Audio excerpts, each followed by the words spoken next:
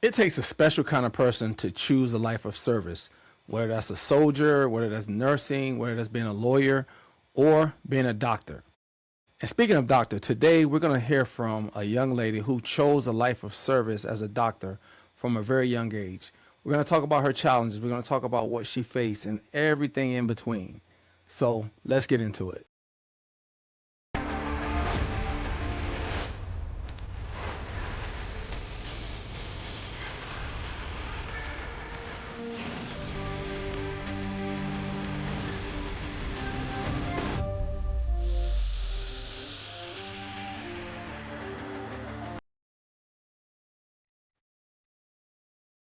Hello again, and welcome to the High Ground Financial Freedom Podcast, the Freedom Podcast where we take interesting individuals that just want to make the world a better place. We talk about faith, family, finance, and fitness. And today, I'm bringing Jasmene Abernathy on. And Jasmene is a doctor. She's a young doctor, and we're just going to discuss her story and her challenges and where she sees her life going. And so, Jasmene, for the listeners and the viewers that do not know you, please share away who you are. Well, hello everyone. My name is Jasmene Abernathy. I am from Fort Smith, Arkansas, and I am a doctor. I am a pediatrician. I am a pediatric resident, which means that I am still training, and I currently live in Chicago, and I work at Lurie Children's, which is a sister hospital to Northwestern, which is one of the top 10 children's hospitals in the country. Okay. So what else about you? I know it's a little bit more. Come on, give us a little bit more, Jasmene. Um, well, I am one of five children. I am the only girl, and I am right in the middle. I love spending time with my friends and with my family. I am a huge football fanatic. I am a big Denver Broncos fan. I know there's some people that's real mad at us right now, but And the Broncos are still in I'm it, also, right? yes, we will be playing on Sunday in the AFC Championship game. Okay. All right. Congratulations. I also love all thing Arkansas Razorbacks. I am a proud member of Delta Sigma Theta Sorority Incorporated, and my faith is everything to me. My faith has kept me grounded, and it defines who I am as a woman. Perfect. Love that.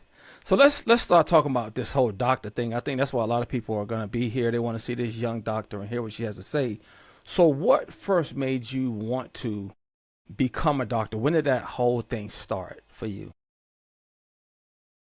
Yeah, so at a very young age, it was placed on my heart to be a doctor. I don't know why. It was just something that people would say, "What do you want to do when you grow up?" And I would always tell them, "I want to be a doctor."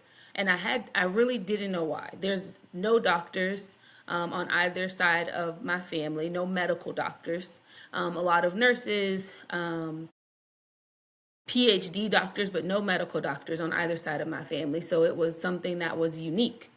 Um, and I didn't, it wasn't until I was a scribe in the emergency department when I truly realized why I needed to become a doctor. We'll get into it a little bit later, but at the time that I was a scribe, I had already taken 3 years, like I was already in my third gap year. So that is the time between undergraduate and medical school. So I took 4 gap years total, but I was in my third gap year whenever I really understood why I needed to be a doctor. So whenever I was a scribe, I was in the emergency room. My only qualification for being in that room was that I typed fast. And so I remember standing in the back of the room, seen, not heard, and I'm transcribing the encounter between the physician, who was a white female, and the patient, who was a black male. And as she's talking, he is looking directly at me because he wants me to validate what she's saying. He's looking at me almost as, is she telling me the truth? Does she have my best interest at heart? And at this time, I don't know a lot of medicine. I'm truly in this room because I type fast. And so it was in that moment in 2018, I realized that yes, I wanted to be a doctor, and I've always known I wanted to be a doctor, but now I understand that I need to be a doctor because there are patients out there that look like me that need a doctor that looks like them. And that was that was kind of when I was like, I can't give up now. There are people that are depending on me and me to bring other black and brown boys and girls through this pipeline. So I would say it was when I got much older, but I always just had this yearning in my heart to be a doctor. Wow, thank you for explaining what that scribe was. Because when you said scribe, I'm like, what is that? I never heard such a thing. And so that's a very Yeah. powerful story because it's all about you wanting to give back and you wanting to enrich other people's lives, especially if a doctor's talking to this young man and he's looking at you. I think that's a calling. That's a major calling and you answered that call.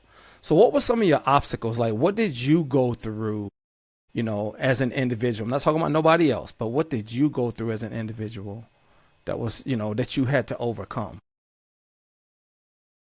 So the MCAT, which is the admissions test to get into medical school.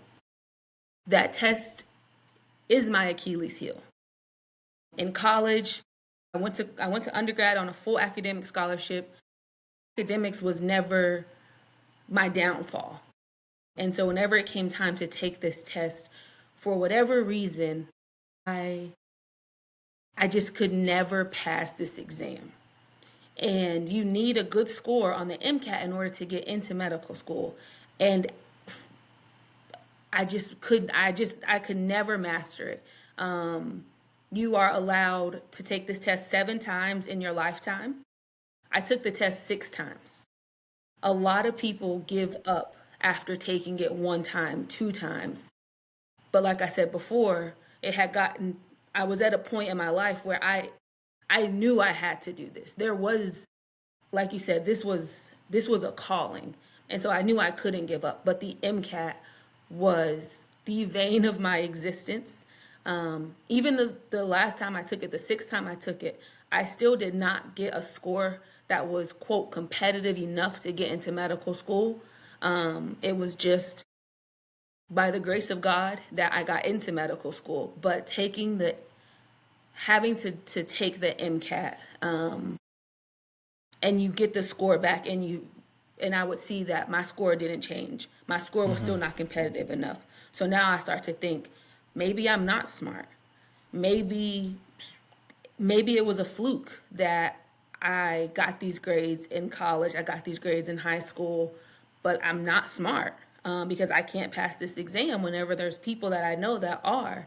And so that was the biggest hurdle that I had to overcome. And it was hard. And I didn't overcome the MCAT in isolation.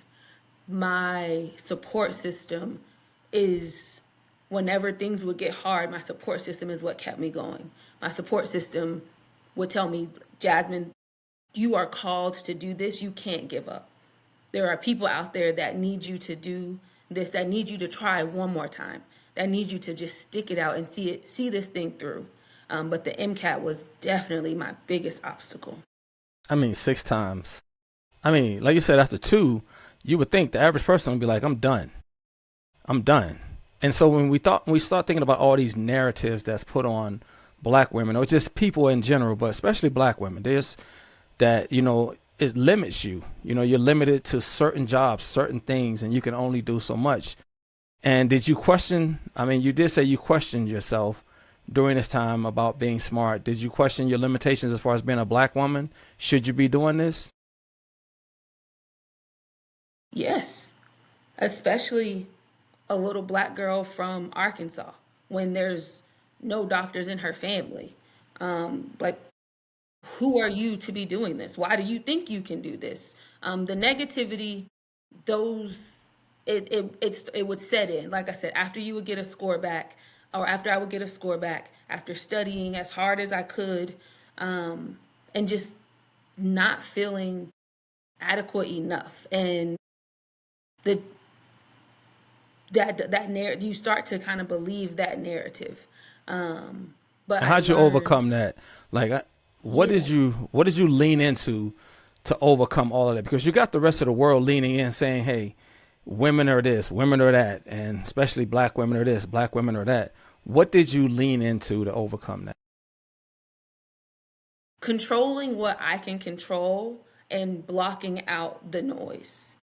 Even even now, that has helped me get through a lot of whenever these different narratives are placed on us, when these different stereotypes are given to us. I control what I can control. Even whenever I'm at work, I oftentimes will get mistaken for a nurse, or once was even mistaken for EVS, which are the individuals who like clean the hospital. So never am I ever mistaken for a doctor. And that can be hard. Whenever someone like me has gone through all of this schooling, all of this training, and because of my gender and my race, you don't think that I'm a physician. And in those times, yes, I can get mad and throw a hissy fit, but I control what I can control. No, I am not this. I am Dr. Abernathy. I am taking care of your child, or I am taking care of this patient. But just staying level headed and not letting whatever define you or take you out of character. Wow, powerful. And then, other than that, which is profound, that's huge, especially someone thinking, and there's nothing wrong with a person that works at a hospital that does the cleaning.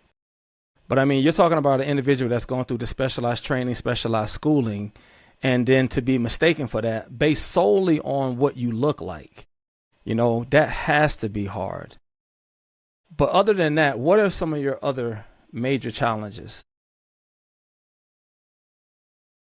I think one of the challenges that I had going through all of this was the sheer amount of events that I had to miss. I feel like we don't talk a lot about the sacrifices that we have to give up whenever we are in medical school or when we're on this journey. But I had to sacrifice going to weddings, some unfortunately going to funerals, graduations, big events, small events for my friends and family. And so I would say that that was an obstacle, especially someone who I value the relationships that I have with my family members and with my friends, and missing out on those things. It takes a toll. And it never gets easy to tell somebody, hey, I can't make it because I have to study. For instance, my father got married, I believe it was April of my third year of medical school, so 2023. And I couldn't go. I couldn't go to the wedding, and I wanted to go so badly, but I had to study for step one, which is the first part of our board exams. And they would say that how you performed on the MCAT was a direct correlation on how you would perform on your board exams. And so as somebody who didn't pass the MCAT, taking the board exams, you can imagine the stress that I had when it came to those. And so I was in a room for about 12 hours a day just studying for this exam, and I had to miss out on that wedding. But you just have to miss out on so much, and that can take a toll, because now you become isolated and you feel like you're letting people down. And so luckily I have a fantastic support system, like I kind of alluded to before, and they always understood. But I don't think that anyone ever, unless you were going through what we were going through, knew like how much of an obstacle it is to miss those things. People were getting sick during COVID. People were getting sick left and right in my family, and I couldn't be there for them. I had to be studying, and everybody was so understanding. But that is quite literally one of the hardest things that you have to do, is tell somebody I can't make it because because of school, because I have to study. Right. And then you alluded to a relationship with your father, him getting married. So let's talk about that for a second. You have a unique story, and there are many unique stories out there about black fathers, daughters, people not knowing about their children. Let's talk about your story and how that has helped shape who you are. Let's talk about your father. Who is your father? Yeah. Yeah, so my dad is Gregory Dasher. Like I said, I have four brothers, and I am the only girl right in the middle. But I first met my dad whenever I was in high school. I was a sophomore in high school, and I remember telling my mom, like, hey, I want a relationship with my dad. And somehow she made it happen. I remember writing him a letter. I don't actually remember what I said in the letter, but a few weeks later, he reached out and he came to Arkansas. And I remember, like it was yesterday, he parked on one side of the school, and I had to walk to where he was. And so as I'm getting closer, like I see the silhouette of my dad. And so my heart is fluttering. I'm a ball of nerves, because what am I supposed to say? I didn't know if I was supposed to be happy, if I was supposed to be sad. I didn't know what emotion to feel. I just remember seeing him and like, oh my gosh, this is happening. This is happening. And I remember whenever I got close enough to him, I just kind of stood there and I froze, because I didn't know what to do. And he was like, well, give me a hug. And so like we hugged, and people ask me, why am I such a huge football fan? And football was how my dad and I bonded at the very start of our relationship. Peyton Manning had just signed with the Broncos. My dad was like, who's your favorite football team? And I was like, I don't know, the Denver Broncos. And early on, we still talk about football to this day. But that was how him and I bonded initially. And then he also became like my rock going through some of my MCAT struggles. I have 2 master's degrees. And I remember I was getting ready to go to Nashville, Tennessee, to go do my second master's, and I didn't want to go. I in the moment I was like, I already have a master's degree. I don't want to go spend more money. And I remember talking to my dad, and he was like, Jazz, just go. You need to go. You need to see, just if things don't happen the way you want to whenever you're done, you can't say no. You have to go. And so it was the conversation that I had with my dad that made me get on the road and drive to Nashville, because I quite literally was not going. But my dad is always there whenever I need him. If it's professional advice, if it's relationship advice, if it's just to talk football, he is always there. And so, yes, it was a very non-traditional start to our relationship, but I wouldn't have had it any other way.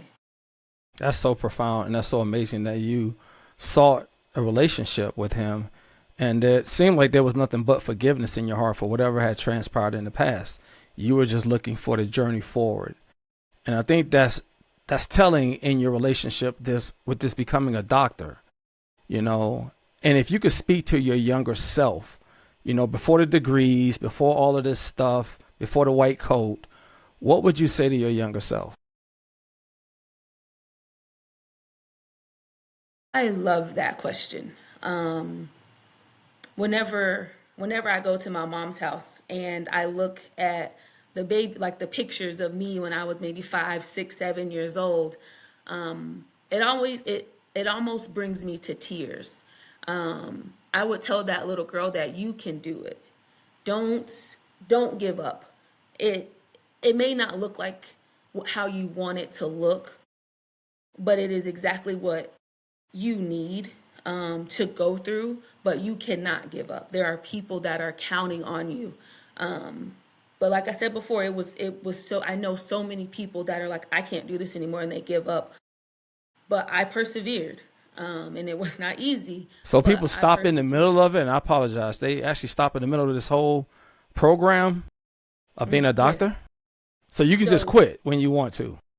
so the place that I'm in now, some people do quit. Sometimes life's a little bit too hard and people do quit. But on the journey to where I am, there's a lot of people that can't do it anymore. The MCAT, they can't do it anymore. The gap years, whenever you take a gap, like I said, a gap year is whenever you're not in any type of any school, or maybe you're getting a different degree. They realize I have to support myself financially, and I can't afford to just work. I can't live off being a scribe. I didn't make a lot of money being a scribe. At that time I lived with my mom. So I didn't have to pay a lot of bills. But just for various reasons, there are a lot of people that they drop like flies because it gets too hard. But if I could see younger Jasmine, I would tell her, just keep going. The journey is not going to look like what you thought it was going to look like, and that's okay. But you cannot give up. You have to keep going.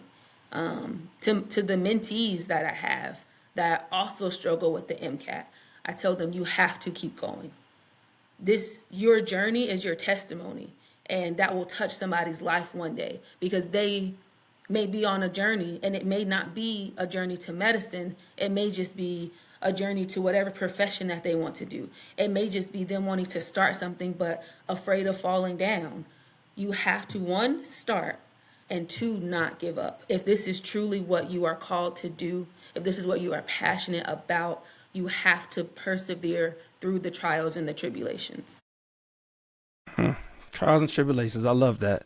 I love your story so much. This is just amazing to hear how you have persevered in the face of all of these obstacles. And then how many years is it is it the same for all doctors?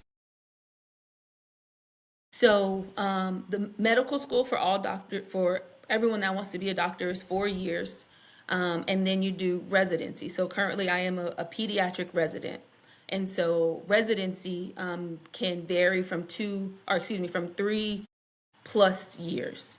But the overall journey, so everyone does undergrad. So you get an undergraduate degree, which should take anywhere from 4 to 5 years.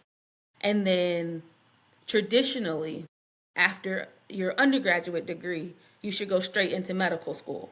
And medical school should take you 4 years to complete, and then you do your residency, which is 3, 4, 5, 6, 7, however many years, depending on your specialty.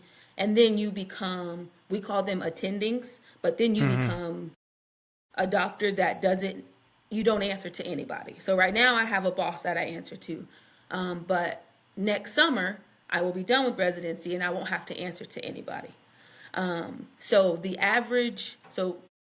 it should take about 8 years to be a doctor. 4 years of undergraduate college, 4 years of medical school. It took me 12 years. So it took me 4 years of undergraduate. It took me 4 years of medical school. But that time in between, it took me 4 years to get from 2016 until 2020. I was spending that time trying to get into medical school. And that is a long 4 years.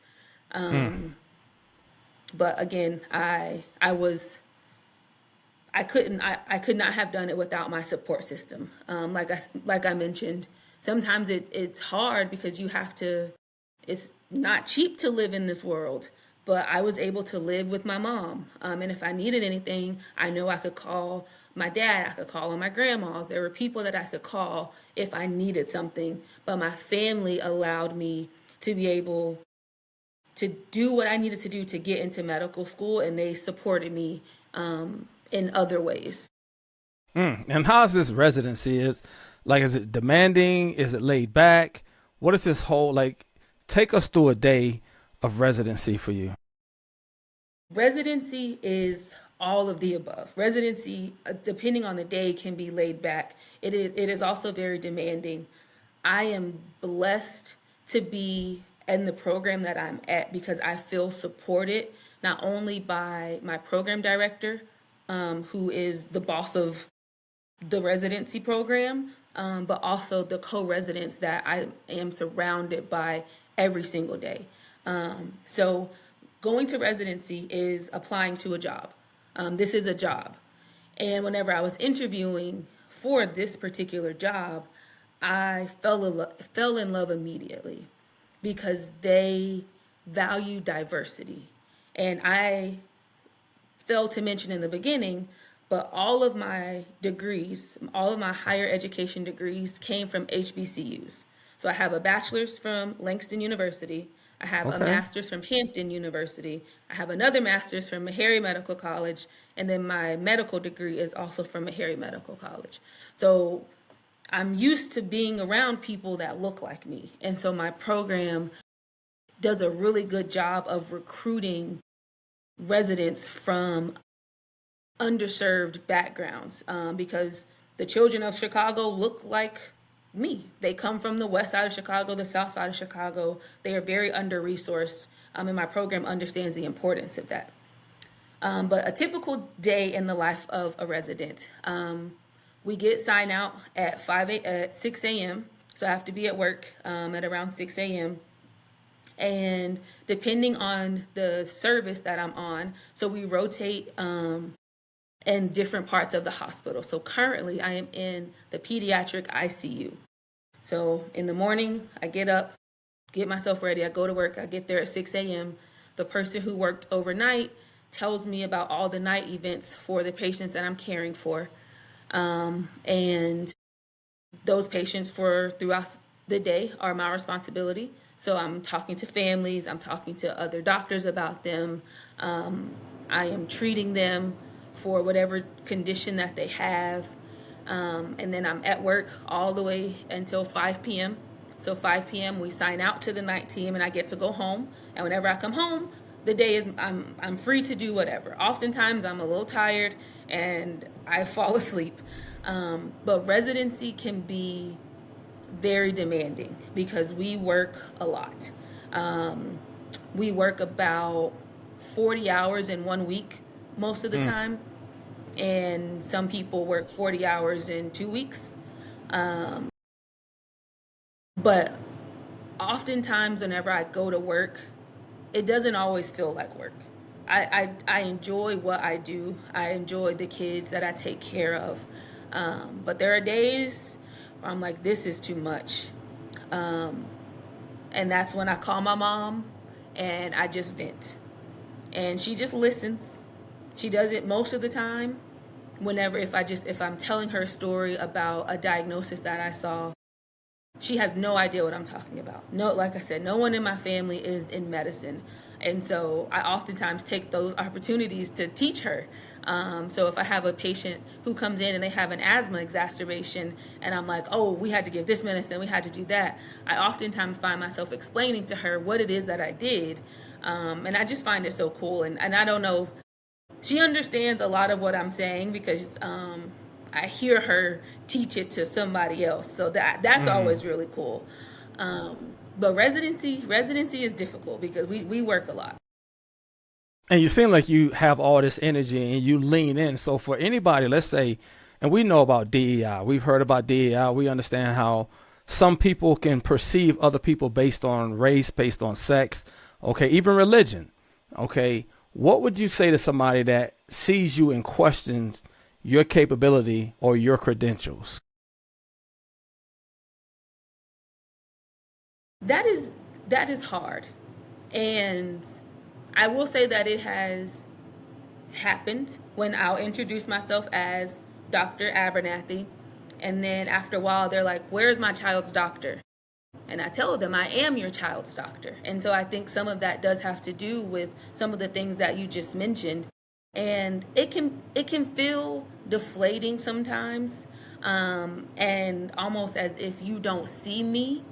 But again, controlling what I can control and not let that type of energy get under my skin. Because at the end of the day, regardless if you don't think I'm your child's doctor, I am your child's doctor. And I am going to take care of them and I'm going to do it to the best of my ability. And in about 30 minutes, you will know, oh wow, Dr. Abernathy did a great job. Dr. Abernathy had great bedside manner. She explained everything to me. And so just not letting it get under your skin. My granny She used to tell us sticks and stones may break your bones, but words will never hurt. And so I have a job to do, and I have an obligation to these children, irregardless of whatever their parents think. So I'm gonna do my job. And I love that. I love that you see past the parents, and I'll just say it: you see past the parents' ignorance, okay, or their lack of education, or their lack of awareness, or their lack of empathy. You see completely past that. You swallow whatever it is you need to swallow, and you look at your patient. You focus on the child. And I think for me, that is premier. That is profound. That is beautiful that you can look past all of these different obstacles, even the MCATs, even, whatever's going on with your father, and you look past the past and you said, I want to have this great relationship with him. I want this relationship with my brothers. I want all of these things. You seem to have this ability to look past a lot of outside white noise. And so I'll ask you this one question as we're getting ready to close, because I think this is probably the most important question, because you're paving the way for a lot of people right now. A lot of people are going to see this podcast. They're going to see you speaking in 12 years. I mean, that's not 8, 2 master's degrees, bachelor's degrees, and 12 years versus standard 8, 6 MCATs, okay? 2 is usually the max. That's a lot. That's a lot. It is. Okay. Again, speaks to who you are. Speaks to how grounded you are. Speaks to your spiritual side, because we can't do any of this without dad up top. Yeah. Okay. So what would you say to some young ladies that's watching this, or that wants to pursue another profession, and they have everything thrown at them and stacked against them? What would you say to them? I think I would start by telling them, and like I said, I have mentees that I talk to that are also struggling. But one, you are enough and you can do this. Oftentimes we don't have people in our corner that are pouring into us. And so just letting them know that you are capable of doing this. Don't let anybody tell you that you're not. And whatever profession it is that they are pursuing, speaking it into existence now. That's one thing my family did a great job of. Whenever I was struggling, when I am not a doctor, they all called me doctor. Dr. Jazz, Dr. Jasmine, Wow. Everybody called me that. So speaking that into existence, but letting them know you are enough. And it's okay to feel defeated. It's okay that this didn't go the way that I wanted it to. And we're all human, and it's okay to cry. It's okay to have to take a seat and say, this is hard. But you can't allow yourself to stay there for too long. Give yourself about 24 hours.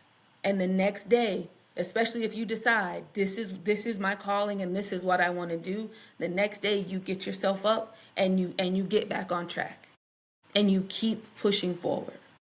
You block out the noise, because people around you may also be on a similar journey, and in this race they may be ahead of you, and that is also difficult. To see your friends at a different space in life than you are, and you become a little bit envious. I've been there. That is hard to watch your friends get into medical school, and here you are still trying. But again, this is your journey. Only you. This is your journey for a reason, because he is using you, like he used me to tell a story. And so yes, it will get hard, but you have to continue. You have to keep pushing forward. You have to understand that this is my calling, and if this is your passion, you will see it. It will come to fruition. You just have to be patient. And leaning in. And I mean, I people hear that all the time. Don't give up. Do this, do that. But when you're saying it, again, 6 times MCAT, 12 years as opposed to 8 years, all of these obstacles, and you leaned in. So, Jasmine, I appreciate your transparency. I appreciate the honesty. I appreciate you not giving up, because there are children out there that are going to be blessed by Dr. Abernathy. They're going to be blessed. They're going to have something that a lot of other physicians may not have, and that's time, that's empathy. That's love. That's true care and concern, because we all can see it when we go into a doctor's office. It's the doctors that look at us as a number and we're just pushed through the system. And then there's the doctors that spend that time with us and we create that relationships. That's what the whole world is about, is having those relationships. And you seem like that doctor that if I was a child, I would want to go see Dr. Abernathy, not to get the little lollipops, but I want to see Dr. Abernathy just because I want to see that smile from Dr. Abernathy. So thank you for your transparency and thank you for your time today. So as we close, what would you like to leave everybody with, Dr. Abernathy? It is always still so weird to hear anyone refer to me as Dr. Abernathy. But I think if the listeners and the viewers take one thing from what I said today, is your journey is unique to you, and lean into that uniqueness and don't think that you can't do it, because you can. It is not impossible. It may be difficult, but it's not impossible. Love that. So thank you for your time, and everyone listen. I hope you got something from this, and that's your journey is your journey. Don't give up. No matter how hard it is, never give up, whatever it is, because when you leave this planet, and we're all going to leave this planet one day, what are you going to leave behind? What is your legacy going to be? Is your legacy going to be, well, when things got hard, I gave up? Or you know what? No matter what the obstacle, I leaned into it. Okay, so hopefully you follow Dr. Abernathy's advice and lean into it and consider this thing yours and yours and yours alone, regardless of what anybody else has done. So let's continue to get that financial freedom. God bless, and I hope you all have a wonderful day. Take care.